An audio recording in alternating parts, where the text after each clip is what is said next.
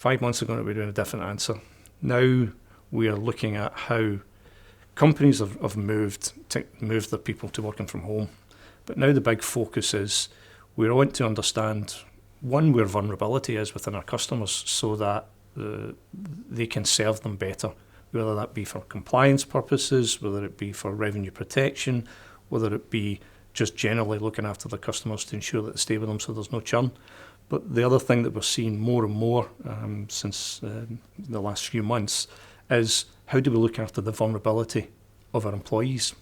We're seeing voice analytics platforms now become a lot more intelligent. They're using AI, we're understanding behavioural science. We're looking at how we can effectively supercharge that technology. We can train it, we can make it learn so that it can understand where vulnerability is.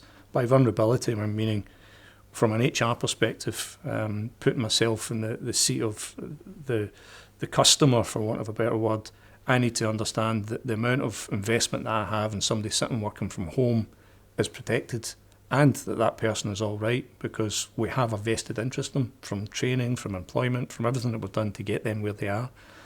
And then from an HR perspective, a lot of people will, if they get a call, are you okay? Yes, we're okay, we're getting by. But when you start to take a step back from that, we use behavioural science within predictability. So we take what a good call should be like, and we take what a bad call should look like.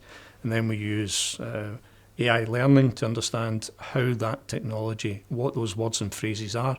And once you've got a baseline or a benchmark, what we can then do is start to build that technology out, where the analytics platform is listening to every single call. We're listening to everything that's happening.